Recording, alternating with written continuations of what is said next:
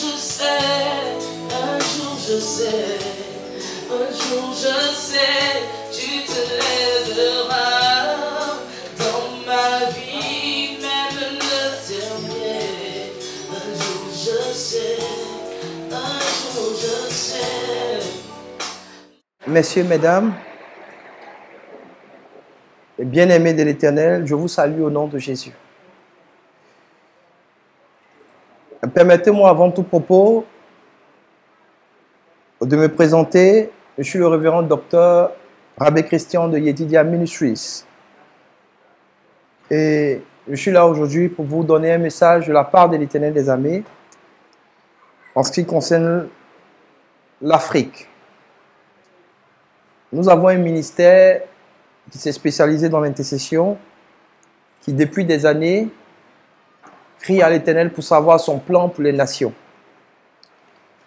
Avant tout propos, nous voulons dire merci à l'Éternel pour ce moment et bénir chacune de vos vies. Je prie que le Seigneur dispose l'oreille de quelqu'un afin que toutes les paroles qui seront libérées viennent exclusivement de lui et que la compréhension soit le partage de tout un chacun. Le Seigneur, nous te bénissons, nous te rendons grâce au nom de Jésus. Je vais prendre autorité sur la Côte d'Ivoire, mon pays d'origine, sur l'Afrique entière et sur toutes les nations. Nous prions que tout esprit qui n'est point de toi, qu'il soit terrestre, aquatique ou aérien, qu'il soit maintenant assujetti par les armées célestes. Prends le contrôle de toutes choses et révèle-toi à ton peuple. Au nom de Jésus de Nazareth. Amen. L'année 2022 est une année d'alliance, de par le nombre d'œufs que nous avons pratiquement dans cette année. Et c'est un temps où Dieu se souviendra de son alliance avec son peuple. Et ce que nous constatons depuis quelques mois, et dans l'année 2022, c'est que l'Afrique connaît plusieurs coups d'État pour plusieurs raisons. Les populations africaines sont épuisées eu égard à la souffrance qu'ils subissent et à la maltraitance qu'ils subissent depuis des siècles. C'est le continent le plus maltraité, le continent le plus en pleurs. Et ces derniers temps, des populations veulent en découdre avec la métropole. Alors, pour nous, avant de donner notre point de vue sur cette situation, il faut faire d'abord recours à l'Éternel pour ne pas rentrer dans un esprit grégaire. Le plus important pour nous, ce n'est pas de nous associer à tout ce qui est fait, tout ce qui est dit en vue d'une certaine liberté des peuples africains. Mais il faut plutôt consulter l'Éternel pour savoir ce que l'Éternel dit et ce que l'Éternel pense de tout ce qui est en train de se faire. Nous avons toujours pour base les Saintes Écritures. Et parce que il est bon pour un individu de savoir comment son avenir sera. Il y a beaucoup de méthodes pour chercher à découvrir son avenir, pour savoir comment l'avenir sera. Qu'est-ce que les jours à venir, les années à venir, les décennies à venir nous réservent. Et nous avons pour fondement le Seigneur. Et c'est le Seigneur qui doit nous instruire sur tout ce que nous devons savoir. Et pour le faire, nous avons les Saintes Écritures, le livre de Dieu, le testament de Dieu pour nos nations. Et c'est à travers les Saintes Écritures, après avoir sondé les Saintes Écritures, que nous sommes à même de nous prononcer sur la situation que nous traversons. Déjà, nous commençons avec la Côte d'Ivoire. Il y a de cela 7 mois, un peu plus, dès les premiers instants de juillet, nous avons dit qu'en Côte d'Ivoire, il y allait avoir beaucoup de morts. À travers la vidéo qui se trouve sur Facebook, dans le mois de juillet, je crois le 1er juillet, nous avons demandé un temps de 3 jours de jeûne.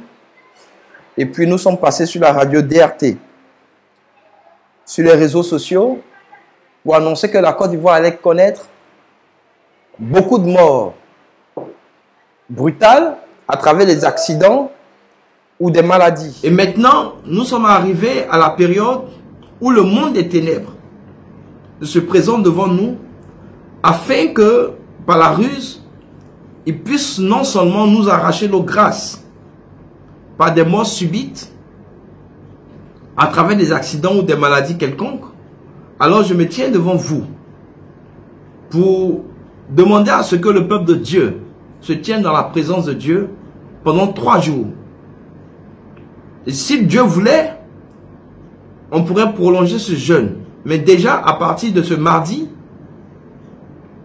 je demande au peuple de Dieu, sous la conduite du Saint-Esprit, de se tenir avec moi dans la présence du Seigneur par le jeûne et la prière, à travers le thème que Dieu me donne dans le livre d'Ésaïe 11, au verset 9.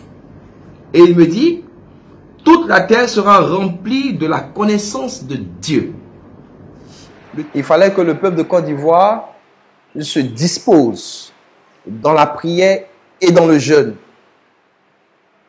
Et depuis le mois de juillet jusqu'à ce jour, la Côte d'Ivoire connaît un nombre exponentiel, un nombre grandissant d'accidents. On n'est pas à même de pouvoir dire le nombre de morts qu'il y a dans nos différentes familles. Les morts quelconques, même pour les accidents, c'est visible de tout le monde. Tout le monde sait qu'il y a beaucoup d'accidents en Côte d'Ivoire. Mais la cause, c'est quoi? C'est que nous sommes rentrés depuis quelques mois dans une ère de délivrance. Dans une ère où le Seigneur veut donner l'indépendance, où le Seigneur veut donner la liberté au peuple africain et notamment à la Côte d'Ivoire, qui, elle, sera le fer de lance pour toutes les nations africaines, l'Afrique noire en général, pour recevoir sa liberté. Et parce qu'elle est oppressée depuis des lustres. Et par rapport au fait que Dieu veut apporter le salut, il y a une guerre céleste, une guerre spirituelle qui a été lancée, que nous sommes en train de subir. Nous sommes en train de subir les coups de Satan, ses démons et ses sacrificateurs. C'est la principale raison pour laquelle le peuple de Côte d'Ivoire est en train de suer des deuils. Parce que Dieu veut bénir et le diable, qui sait que son règne est achevé sur cette nation, veut maintenant et continue d'exterminer les enfants de Dieu à travers la Côte d'Ivoire avec des accidents. C'est pourquoi je voudrais dire à un enfant de Dieu en Côte d'Ivoire, ce que la Côte d'Ivoire est en train de subir a été déjà annoncé. Et c'est pourquoi il faut redoubler d'efforts. Il faut redoubler d'efforts. Parce que le diable ne change pas sa manière d'avoir sa victoire. Le diable fait toujours des sacrifices humains. Et donc, on n'est pas obligé de venir créer des conditions pour qu'il y ait un accident sur la route. Mais déjà, spirituellement, il y a des sacrifices qui sont faits pour qu'il y ait des morts. Et cela est fait sur toute l'étendue du territoire national. Et c'est pourquoi il y a des morts. Je voudrais dire à un enfant de Dieu, il faut redoubler d'efforts. Et en plus de cela, il y a même déjà des rituels. Et ces rituels-là, déjà, tout le monde le sait. Il faut de la prudence et il faut de la prière. Il faut que chacun à la maison prie. Il faudrait que quelqu'un prenne sa vie de prière au sérieux. Il faut qu'il fasse son combat au nom de Jésus de Nazareth.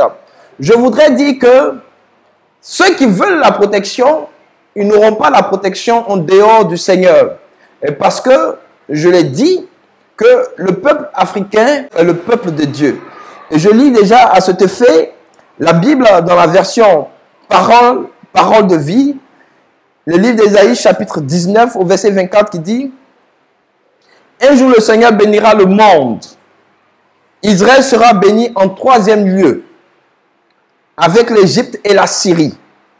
Le Seigneur de l'univers bénira le monde en disant « Je bénis l'Égypte, mon peuple, la Syrie que j'ai créée de mes mains et Israël, la part qui m'appartient. » Je lis dans la version 8 secondes, au verset 24. Dieu dit En ce même temps, Israël sera, lui, troisième, uni à l'Égypte et à la Syrie, et ces pays seront l'objet d'une bénédiction. Au verset 25, Dieu dit, l'Éternel les armées les bénira en disant, béni soit l'Égypte, mon peuple, et la Syrie, œuvre de mes mains, et Israël, mon héritage. Ésaïe, 700 ans avant Jésus-Christ, déjà 7 siècles avant Jésus-Christ, a annoncé que dans le plan du salut des nations, l'Égypte passerait en premier lieu. C'est pourquoi il dit, au verset 24, Israël sera lui troisième. Donc, dans le plan du salut de Dieu pour les nations, la nation hébraïque que nous appelons Israël, que tous nous connaissons, sera lui troisième. Donc, le salut d'Israël viendra à Armageddon. Ensuite, il dit, unis à l'Égypte et à la Syrie, et ces pays seront l'objet d'une bénédiction. Au verset 25, il va définir ce que c'est que l'Égypte, la Syrie et Israël. L'Éternel dit, l'Éternel des armées les bénira en disant, béni soit l'Égypte, mon peuple. Le Seigneur souligne bien que l'Égypte est son peuple. Donc, depuis des millénaires, le peuple Israël est descendu du territoire actuel d'Israël et a peuplé à différentes vagues la terre africaine. Je dis bien, l'Éternel des armées les bénira en disant, béni soit l'Égypte, mon peuple. Il dit, béni soit l'Égypte, mon peuple. Donc l'Égypte est le peuple de Dieu. Pourquoi? Parce que l'Égypte cache les nations hébraïques. Parce que les Égyptiens ont reçu depuis tout le temps le peuple d'Israël. Comprenez avec moi que Dieu a toujours caché sa gloire en Afrique. C'est en Afrique que Abraham a eu sa prospérité. C'est en Afrique que Jacob et les 12 patriarches ont été enterrés. Or, Dieu a dit, tu es poussière et tu retourneras à la poussière. Donc, si les 12 ont été enterrés en Égypte, c'est parce que c'est à partir de la terre de l'Égypte, donc de l'Afrique, que l'homme a été créé.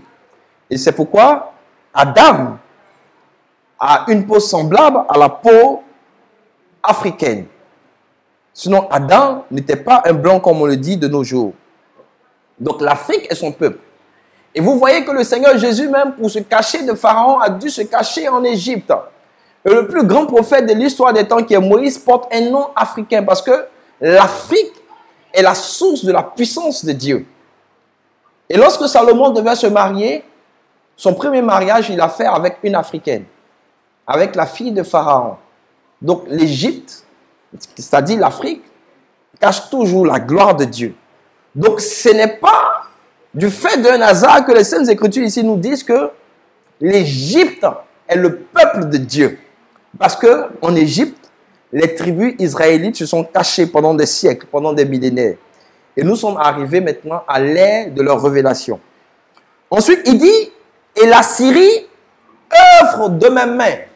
La Syrie ici représente l'église de Jésus de Nazareth parce que c'est lorsque Jésus de Nazareth, Dieu s'est fait chair, qu'il a travaillé de ses mains. À Golgotha, ses pieds ont été percés et ses mains ont été percées, son côté a été percé, il a porté une couronne d'épines. En ce moment-là, Dieu a travaillé de ses mains. Donc, dans ce texte messianique, la Syrie représente l'église, l'ensemble des chrétiens du monde. Et après, il dit, et Israël, mon héritage, la première nation hébraïque. Quand vous allez lire également le livre d'Ésaïe, chapitre 18, où Dieu parle de la terre, où retentit le cliquetis des âmes, il dit, son peuple enverra plus tard les offrandes là où le nom de l'Éternel est invoqué, c'est-à-dire à Jérusalem, la Jérusalem actuelle que nous connaissons. Donc, voici défini l'Égypte comme le peuple de Dieu, Israël, son héritage, et Syrie, l'œuvre de ses mains. Donc, le Seigneur a trois différents peuples. l'Église, les chrétiens du monde, l'Assyrie, l'œuvre de ses mains. D'accord, c'est l'Assyrie, l'œuvre de ses mains. L'Égypte, son peuple, le peuple d'Israël, qui est venu se cacher en Afrique. Et son premier héritage, c'est-à-dire les nations hébraïques qui occupent à ce jour le territoire Israël, qui ont dû mettre en place plusieurs ponts pour retourner à Jérusalem. Et qui verront le Seigneur arriver vers eux au temps d'Armageddon. Alors, je reviens maintenant à cette période, à cette vague de révolution qui frappe toute l'Afrique. Et ces révolutions, la Bible en parle. La Bible en parle et la Bible parle de cette révolution. Ce qu'il faut savoir, c'est que dans ces révolutions, il y a des coups d'État, donc il y a des traîtrises. Le verset 2 du chapitre 19 dit « Je vais dresser les Égyptiens les uns contre les autres et ils se battront entre eux, frère contre frère, amis contre amis, ville contre ville et royaume contre royaume. » Donc les Africains sont des traîtres les uns vis-à-vis des autres. Donc pendant que il y a un qui est au pouvoir, des gens dans son environnement proche mettent en place des coups pour pouvoir l'enlever. On parle de coups d'État. Parce que ceux qui font des coups d'État supposent ou disent que les gérants de leur nation, le chef des nations, ne les gèrent pas bien, alors ils mettent en place des coups d'État pour qu'un autre groupe militaire prenne le pouvoir pour plus tard le donner à des, je veux dire, à d'autres civils s'il était possible. Et c'est cette vague-là que l'Afrique est en train de connaître actuellement. Les Africains sont en révolution. Alors, qu'est-ce que Dieu dit de la révolution de l'Afrique? Je vais lire le verset 11. Les chefs de la ville de Soane sont des fous. Les sages qui conseillent le roi d'Égypte forment un conseil stupide et lui disent « Je suis un fils des sages, fils des rois d'autrefois. » Comment ose-t-il lui dire cela? Roi d'Égypte, où sont-ils donc, tes sages? Qu'ils t'apprennent ce que l'Éternel de l'univers a décidé contre ton pays. Les chefs de Soane sont devenus fous. Les chefs de Memphis se trompent. Ce sont les chefs des provinces qui entraînent l'Égypte sur un mauvais chemin. Le Seigneur, je suis au verset 14, dit, le Seigneur leur a fait perdre la tête. Oui, ces chefs entraînent l'Égypte sur un mauvais chemin. Dans tout ce qu'elle fait, l'Égypte ressemble à un ivrogne qui perd l'équilibre en vomissant. Personne ne fait plus rien en Égypte, ni la tête, ni la queue, ni les branches de palmier, ni les roseaux. Quand vous allez lire le texte d'Ésaïe chapitre 19, vous comprendrez que Dieu en veut non seulement aux chefs d'État africains qui certainement gèrent mal leur nation. Et parce qu'ils ne travaillent pas pour le peuple, mais ils travaillent à la solde de la métropole, ils travaillent à la solde des Occidentaux. Donc certainement, ils travaillent très mal. Mais Dieu aussi n'est pas pour ceux-là qui font ces coups d'État. Parce que eux aussi, ils ne pourront pas apporter la liberté au peuple africain. Ils ne pourront pas apporter la liberté au peuple africain.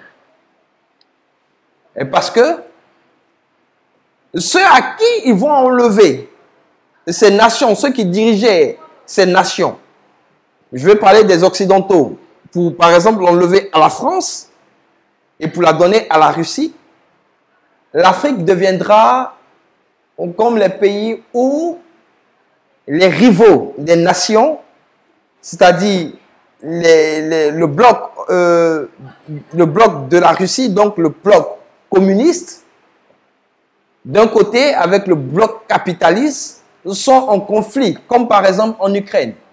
Cela veut dire que les terres africaines vont devenir des lieux de conflit ouverts entre des alliés temporaires. Parce qu'il y a des moments où les Occidentaux sont des alliés et il y a des moments où ces Occidentaux ne sont pas des alliés. Donc aujourd'hui, le vent de la rébellion, sinon le vent de révolution qu'on a en Afrique. Certes, le peuple africain a besoin de liberté, mais c'est un vent qui n'est pas soumis à l'Esprit de Dieu. Et parce que nous nous attachons également là à des grands. Et ces grands-là vont finir par faire de nos territoires des lieux de leurs différents conflits. Donc voilà ce à quoi l'Afrique de l'Ouest et l'Afrique sera bientôt exposée. Et parce qu'aucun occidental ne naissera son précaré à un autre. Et donc les conflits ne vont pas cesser. Ces conflits-là ne cesseront pas. Parce que la France ne laissera pas la Russie prendre ce qui est à elle. Et parce que tout ce qui est à la France en Afrique est pour son bien-être, pour son épanouissement. Donc elle ne mettra pas cela à la disposition. Et ces conflits-là vont toujours exister. Alors, ça constitue le premier problème des Africains. Pour la période dans laquelle nous allons rentrer, il y aura ce conflit. Il y aura ce conflit entre puissance et leurs tentacules, donc leurs serviteurs dans différents camps sur les territoires africains. Voilà ce à quoi l'Afrique s'expose. Deuxièmement, les révolutions en Afrique se font au nom de qui? Il n'y a pas de révolution sans un fondement spirituel. Ceux qui sont en train de faire des révolutions le font en faisant des sacrifices. Des sacrifices à quelle divinité? Parce que le pouvoir vient de Dieu. Et nous le savons en Afrique. Donc tous ceux-là qui vont prendre le pouvoir ou qui désirent prendre le pouvoir feront absolument des sacrifices. Et pour ceux, dans nos familles, ils vont chercher des personnes qu'ils devront sacrifier physiquement ou spirituellement en donnant à des démons de venir s'établir dans nos nations pour que les gens meurent pour différentes raisons. C'est pourquoi, pour moi, et selon les Saintes Écritures, la révolution qui a lieu n'est pas une révolution pour le bien-être de l'Afrique. Cette révolution va nous emmener encore dans des difficultés, va sortir encore au milieu de nous des pleurs. Bien-aimés, l'Afrique, dans sa globalité, je veux m'adresser à l'Afrique noire.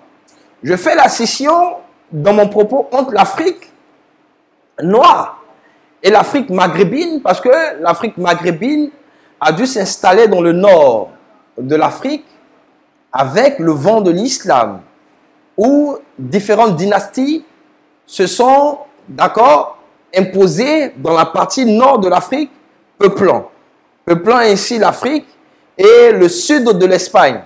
C'est pourquoi dans mon propos, je suis très souvent rattaché à l'Afrique noire, parce que c'est l'Afrique noire dans sa globalité qui est un peuple d'origine hébraïque. Je ne dis pas que au milieu des peuples arabes, il n'y a pas de peuple qui soit, eux, d'origine hébraïque. Il y en a, mais mon message s'adresse particulièrement à l'Afrique noire.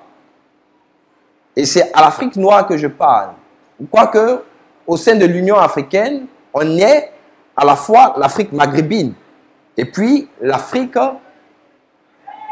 noire.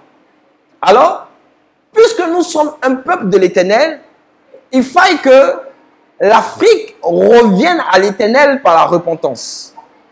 Il n'y a que l'Éternel qui puisse nous sortir de notre esclavage qui n'a que trop duré. Écoute-moi, Afrique, il n'y a que l'Éternel. Tu ne feras pas plus de sacrifices que les Européens. Lorsque tu partiras chez ton marabout, lorsque tu partiras chez ton médium, lorsque tu partiras chez qui que ce soit pour faire des sacrifices, afin que ton pouvoir soit ferme, tu ne le feras pas plus que les Européens.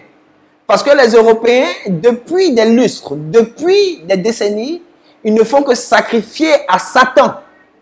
Ils ont sacrifié plusieurs Africains. Ils ont sacrifié plusieurs personnes à travers les guerres mondiales. Donc ton sacrifice n'atteindra pas la qualité de leur sacrifice qu'ils ont fait à Satan. Mais bien au contraire, il faut que maintenant, toi, Afrique, puisque tu as une origine qui sort de la maison hébraïque d'Israël, il faut que tu fasses des sacrifices à la façon de tes pères. C'est lorsque tu feras un sacrifice à la façon du Dieu d'Abraham, d'Isaac et de Jacob que tu trouveras maintenant le secours. Et sinon, en dehors de l'Éternel, tu ne trouveras pas de secours. Aucune nation occidentale ne donnera la liberté au peuple africain. Aucune nation occidentale, aucun bloc, ni la Chine, ni la Russie, ne sera pour la liberté des peuples africains. Écoute-moi, Afrique, ni tes dieux, ni tes devins, ni tes sacrificateurs ne t'apporteront le salut. Je voudrais dire à l'Afrique, Afrique, tes dieux ne te viendront pas au secours. Et Dieu t'en veut à cause de tes dieux. Et la révolution que tu es en train de faire au nom de tes dieux constitue ton malheur. Il constitue ton malheur. Tu seras dans les pleurs. Parce que Dieu t'a livré à la guerre depuis ta maison jusqu'à entre nos nations. Tu seras toujours en guerre, Afrique. Parce que tu ne reconnais pas la main devant toi. Afrique, tu seras toujours esclave. Parce que tu ne sais pas que ton Dieu t'appelle. Alors, puisque tu résistes à ton Dieu et que tu n'écoutes pas sa voix, les temps qui viennent seront difficiles pour toi. Parce que c'est l'Éternel des armées lui-même qui se lèvera contre toi. Dieu se lèvera contre toi. Alors, je voudrais lire un texte pour que tu comprennes cela. Je voudrais lire un texte. Toujours dans le livre d'Ésaïe, chapitre 19. Il dit, au verset 3, il dit, l'esprit de l'Égypte disparaîtra du milieu d'elle, et j'anéantirai son conseil. On consultera les idoles, les enchanteurs, ceux qui évoquent les morts et ceux qui prédisent l'avenir, et je livrerai l'Égypte entre les mains d'un maître sévère. Le verset 5 parle de l'Union africaine, parce qu'il parle de l'eau du Nil. Ça fait allusion à l'Union africaine et à tous les chefs qui s'y trouvent. Je n'aurai pas suffisamment de temps pour développer tout. Mais voilà ce que les versets 16 et 17 disent. En ce jour, l'Égypte sera comme des femmes. Elle tremblera et aura peur en voyant s'agiter la main de l'Éternel des armées quand il la lèvera contre elle. En ce jour, l'Égypte sera comme des femmes, elle tremblera et aura peur en voyant s'agiter la main de l'Éternel des armées quand il la lèvera contre elle. Et le pays de Juda sera pour l'Égypte un objet de froid. Dès qu'on lui en parlera, elle sera dans l'épouvante à cause de la résolution prise contre elle par l'Éternel des armées. Il y a une résolution de l'Éternel des armées contre l'Afrique. L'Afrique doit maintenant recevoir la plénitude de la gloire de l'Éternel. Puisque les Africains sont dans l'incapacité de partir vers Dieu et de reconnaître qu'ils sont son peuple par la repentance, alors l'Éternel viendra. L'Éternel lui-même viendra, il descendra au milieu de nous pour nous faire peur, pour renverser les autels de nos familles, pour renverser les autels de nos nations, pour renverser tous les autels maléfiques qui crient contre nous, qui crient contre nos bonheurs, pour détruire tous les fétiches, toutes les idoles dans lesquelles nous nous confions pour recevoir le salut. L'Éternel des armées viendra mettre fin à cela. C'est pourquoi je veux parler à un enfant de Dieu. Je vous parle en qualité de prophète. Je vous parle de l'avenir. Mais je ne me contente pas de vous parler de l'avenir sans avoir une fondation biblique. Alors, les temps seront difficiles. Et c'est pourquoi, qui que tu sois chrétien ou pas, c'est le temps pour toi de reconnaître que tu es le peuple de Dieu et de rentrer dans une période de repentance afin que Dieu garde ta nation, afin que Dieu garde ta région, afin que Dieu garde ta ville, afin qu'il garde ta commune, qu'il garde ta famille. Fais la repentance. Où que tu te trouves, je te dis la vérité. Fais la repentance. Repends-toi. Repends-toi des sacrifices humains. Repends-toi de tous les actes que tu as posés qui ne sont point de Dieu. Car le Seigneur a arrêté lui-même d'apporter le salut à l'Afrique. C'est pourquoi lui-même il s'est levé. Le camp ennemi a posé suffisamment d'autels maléfiques. Mais Dieu s'est levé afin que ces autels maléfiques-là se taisent enfin. Car il est l'heure pour toi de briller. Écoute mon Afrique, il est l'heure pour toi de briller. Mais c'est avec l'Éternel. Reconnais sa voix. Reconnais sa voix et repens-toi. Car Dieu t'apporte le salut. Mais tes idoles te feront d'abord pleurer. Le salut est là maintenant. Je dis bien, le salut est là maintenant. Que Dieu te bénisse. Voici le message prophétique de Dieu sur la situation des peuples africains, sur la révolution. Tu te révoltes, tu as besoin de liberté, mais ton salut ne viendra que de l'Éternel. Et l'Éternel te tend la main afin que le salut qu'il a arrêté pour toi, tu puisses en bénéficier maintenant et non après. Je dis bien maintenant, car il est l'heure que les armées célestes fassent leur entrée au milieu de nous. Que Dieu te bénisse. Que celui qui a des oreilles entende la voix de l'Esprit. Que celui qui a des oreilles entende le message de Dieu. Que Dieu se souvienne de son alliance et donne la liberté à son peuple. Au nom de Jésus. Amen. Un jour je sais, un jour je sais, un jour je sais.